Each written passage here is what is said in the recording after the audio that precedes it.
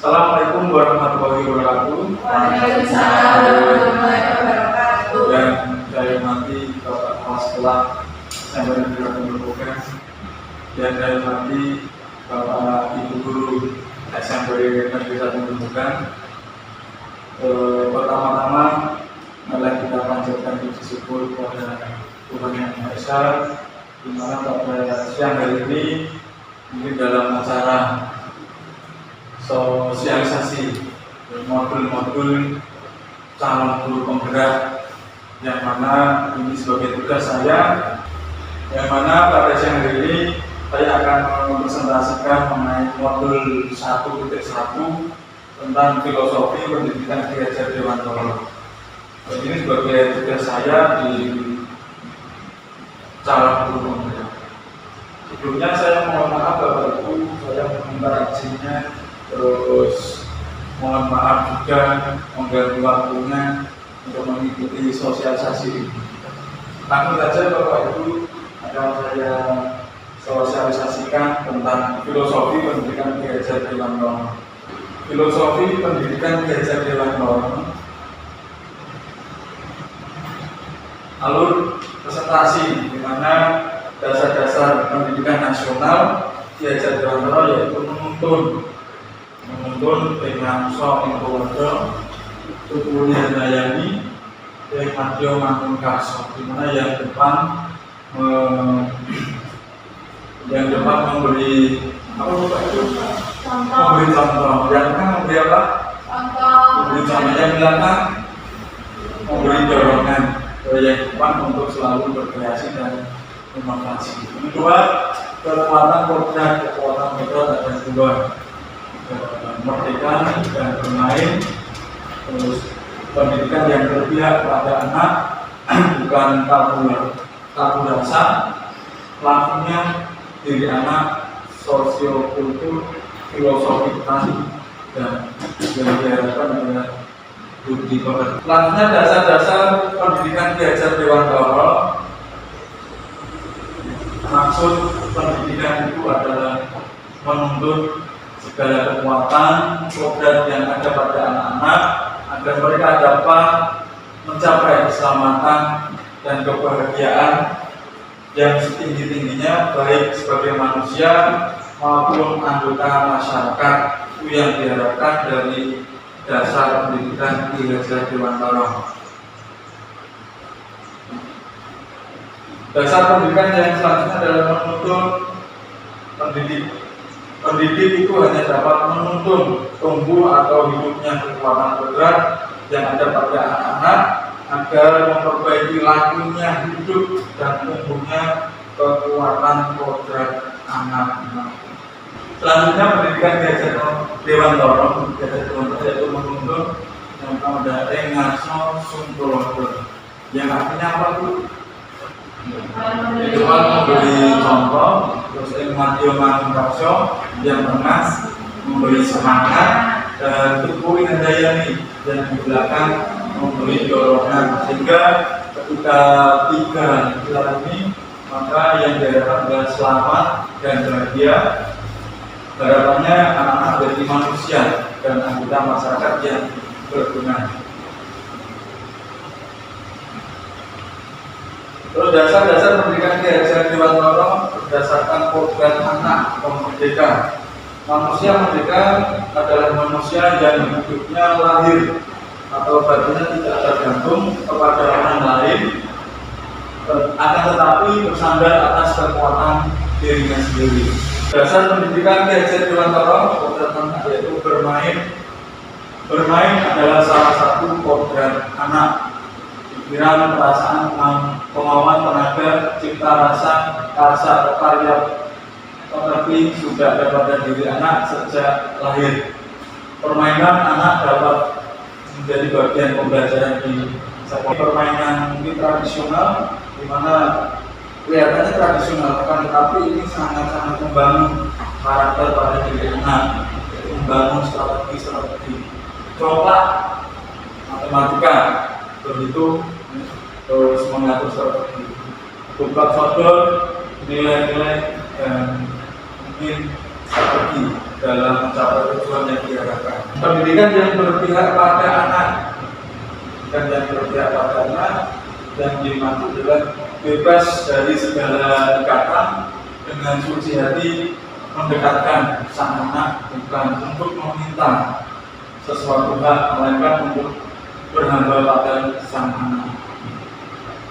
Pokoknya pendidikan harus terletak di dalam pangkuan ibu bapak, karena hanya dua orang itulah yang dapat berhamba pada sang anak dengan semurni-murninya dan seikhlas-ikhlasnya, sebab cinta kasihnya kepada anaknya boleh dibilang cinta kasih yang tak terbatas. Pendidikan yang berpihak atau berpusat pada murid. Dasar pendidikan Ki Hajar Dewantara bukan tabula rasa, anak bukan kertas kosong yang bisa digambarkan sesuai keinginan orang dewasa. Anak lahir dengan kekuatan kodrat yang dimilikinya yang masih samar-samar belum bisa diketahui, dan tujuan pendidikan adalah menuntun dan anak untuk menebalkan garis-garis samar-samar pada anak agar dapat memperbaiki lakunya menjadi manusia sesungguhnya. Nah, ada pertanyaan bagaimana cara menebalkannya? Mungkin Bapak Ibu ada yang mau menjawab? Jadi, bagaimana menebalkannya? Menebalkan tadi garis-garis sama pada anak. Bukan perasaan, menebalkan laku anak dengan kekuatan konteks diri anak dan sosiokultural atau budaya. Contohnya, menebalkan laku anak dengan kekuatan konteks diri anak. Gambar satu, masa anak-anak aktif bergerak kesana kemari, mencoba ini, mencoba itu, menanyakan semua hal tanpa rasa lelah di bidangnya. Satu-satunya hal yang membuat mereka lelah adalah istirahat.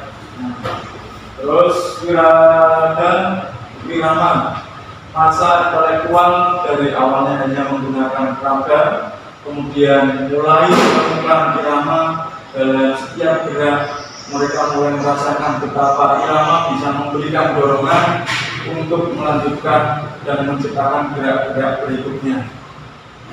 Wirama, masa sosial mulai menyadari bahwa saat bergerak dalam irama, mereka pun mulai menggunakan irama sebagai sumber inspirasi. Menemukan kodratnya, lahirnya di dunia. Saat ditemukan, mereka akan menjalani kehidupan yang bahagia sepenuhnya.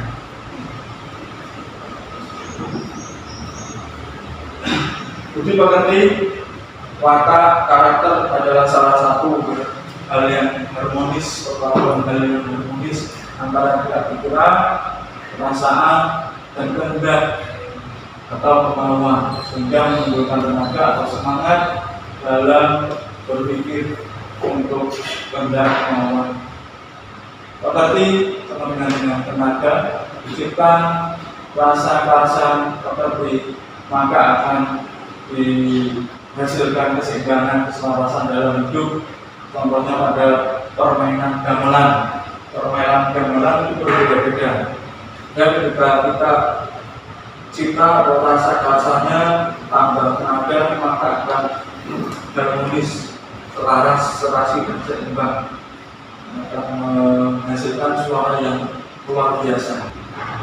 Dasar pendidikan Ki Hajar Dewantara, seorang petani dalam hakikatnya sama kewajibannya dengan seorang pendidik yang menanam jagung, misalnya hanya dapat menuntut tumbuhnya tanaman jagung tersebut, tapi tidak dapat memperbaiki kondisi tadi.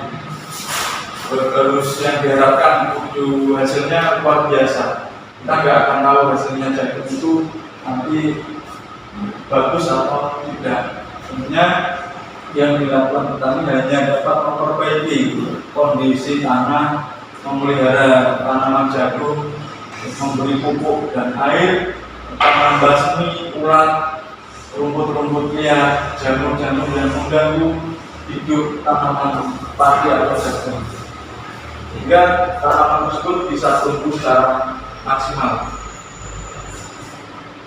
Nah, ini adalah dasar-dasar diajar Belantara berkebun. Kita siapkan, petani hanya menyiapkan lahan, menyampuri, membersihkan rumput-rumput liar hingga bisa ditanamkan benih jagung. Jagung ini akan tumbuh dengan sendirinya berdasarkan programnya. Kita tumbuh jagung ini, kita hanya bisa menyanyi terus memberi pupuk hingga tumbuhnya luar biasa. Ini sama halnya dengan anak didik kita, bahwasanya mereka juga perlu dituntut untuk mencapai kebahagiaan yang selaras.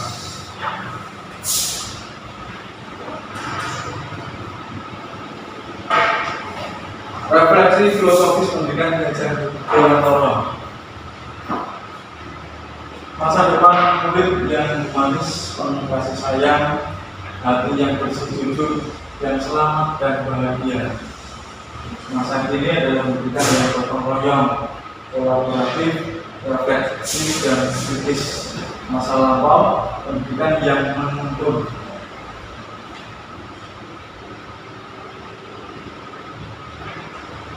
Refleksi filosofis pendidikan diajar Belantara, pesan kunci. Menuntun bukanlah menuntut. Kita tidak boleh menuntut seorang siswa harus pintar apa, tidak boleh. Sesuaikan dengan kodrat yang dimiliki. Merdeka bukanlah sebebas-bebasnya. Jadi ada batasan, tetap masih ada batas-batasannya. Terus berhamba bukanlah menyembah, tetapi berpihak. Berbudi pekerti bukanlah perilaku yang salah dan benar.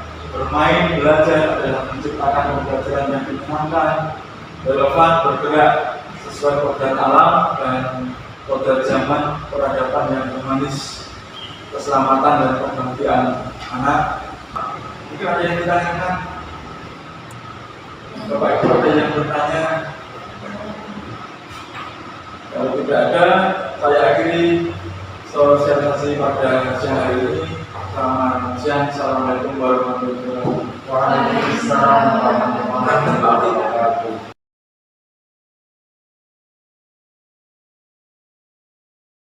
Oke, terima kasih Bapak Ibu masih setia dalam mengikuti sosialisasi saya yang kedua ini. Tapi sebelumnya saya mohon pada Bapak Ibu semua untuk berdiri terlebih dahulu. Oke Bapak Ibu, saya minta untuk mengikuti apa yang saya katakan. Contoh, pegang kuping, pegang hidungnya nggak punya. Pegang, ya, itu ya Bapak Ibu, ikuti apa yang saya katakan. Pegang telinga, janggut, hidung, pipi, janggut,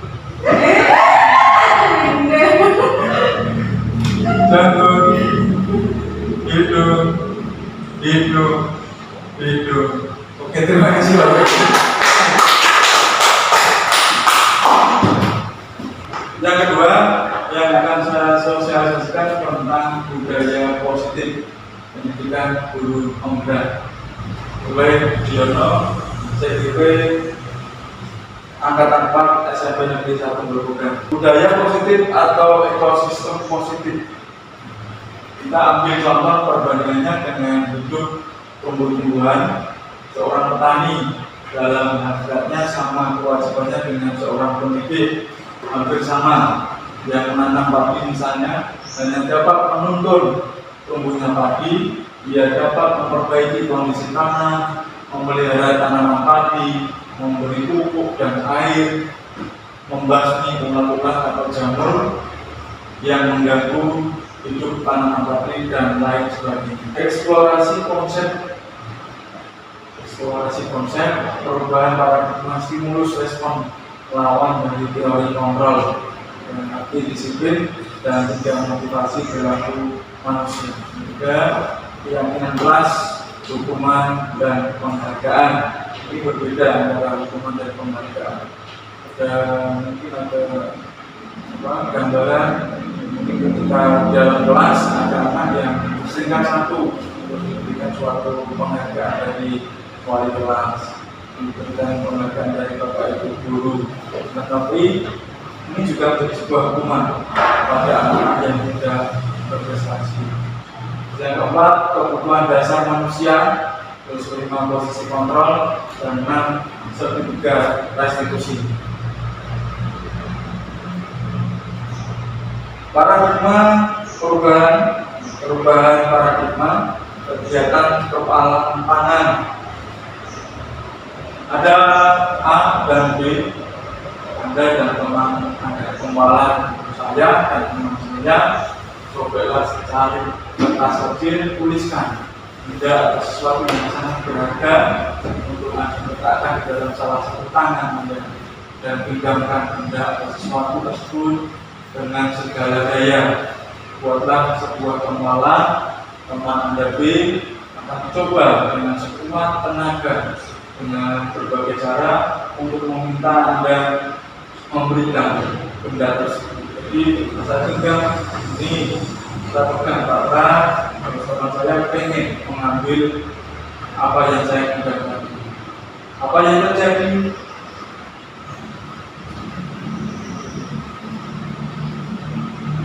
Yang terjadi adalah perubahan paradigma teori kontrol, miskonsepsi, ilustrasi kontrol.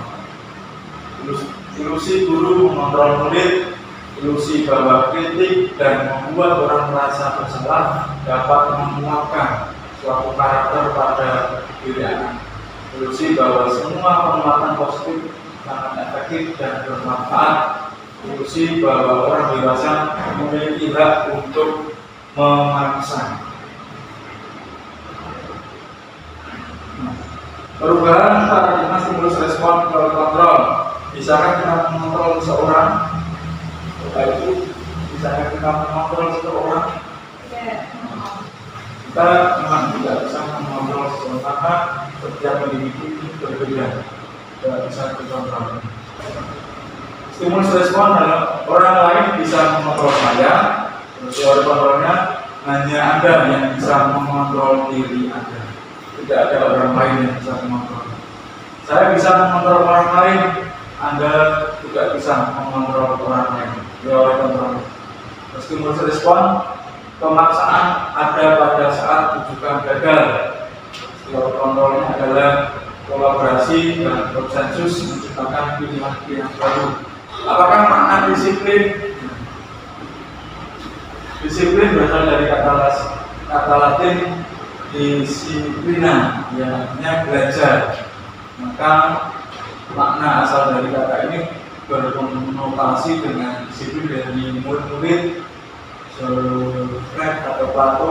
Disiplin diri membuat orang menggali potensi menuju sebuah tujuan yang bisa dihadapi. Namun dalam budaya kita, makna kata disiplin telah berubah menjadi sesuatu yang dilakukan seseorang pada orang lain untuk mendapatkan kepatuhan. Kecenderungan umum adalah menghubungkan kata disiplin dengan ketidaknyamanan, bukan dengan apa yang kita hargai atau pencapaian suatu tujuan yang mulia. Selanjutnya, merdeka. Menurut Ki Hajar Dewantara, merdeka itu artinya tidak hanya terlepas dari perintah, orang bebas saat bebas-bebasnya los ya baik. Kan tapi juga cakap membuat memerintah diri sendiri. Terus pada gambar A dan B, gambar yang mana yang merupakan keyakinan kelas dan mengapa?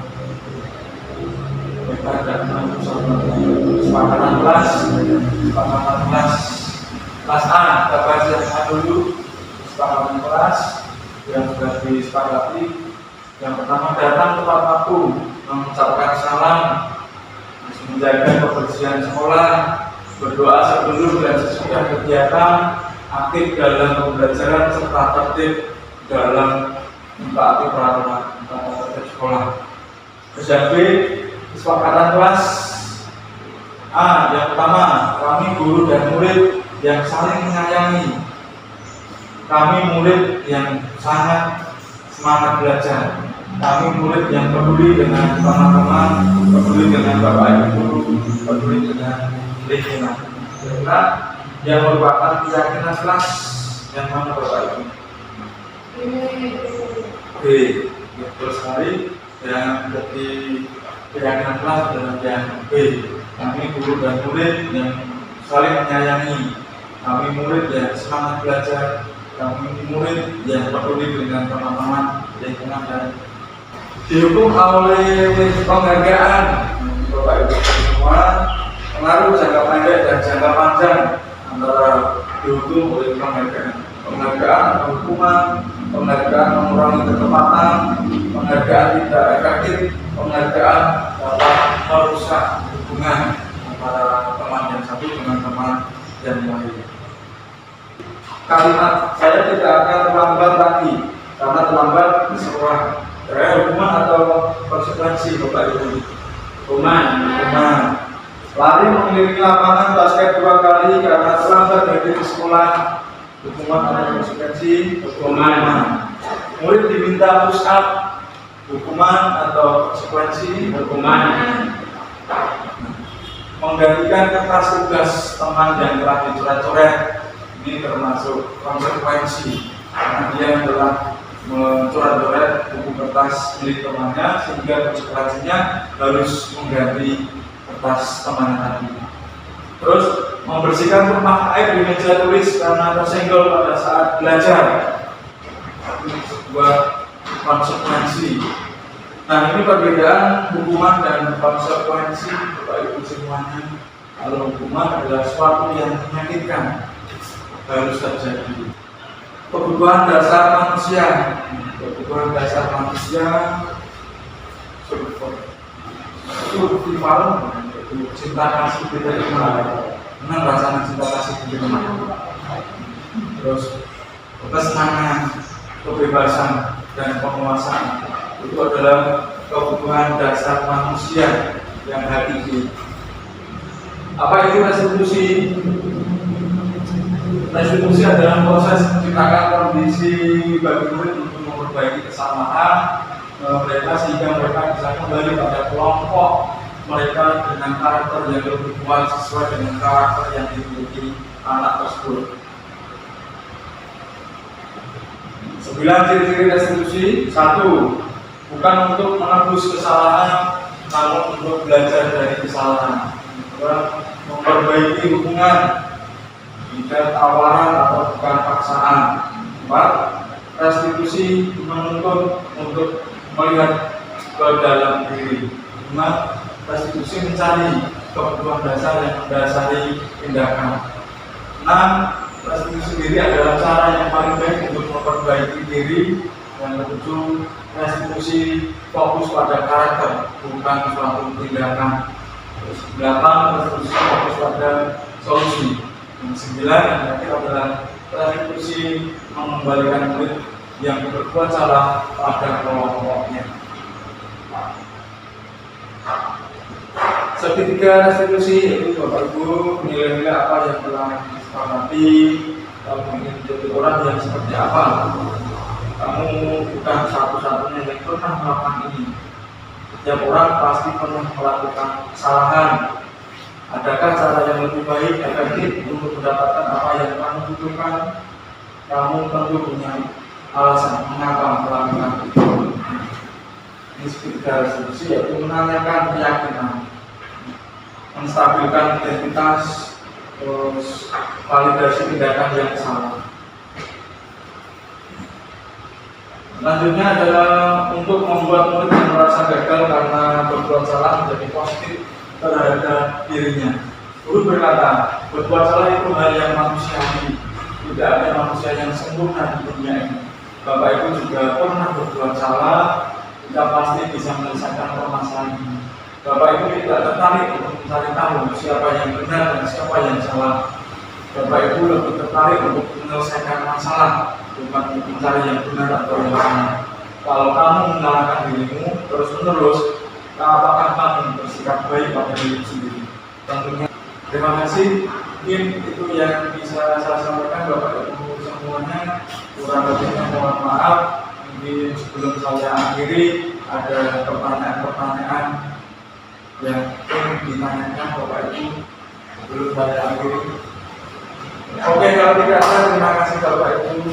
Dan saya akhiri sosialisasi modul filosofi gadget motor dan modul budaya positif dalam rangka pemenuhan tugas CGT saya di angkatan 4. Terima kasih dan saya akhiri. Wabillahi taufiq wal hidayah. Assalamualaikum warahmatullahi wabarakatuh. Waalaikumsalam.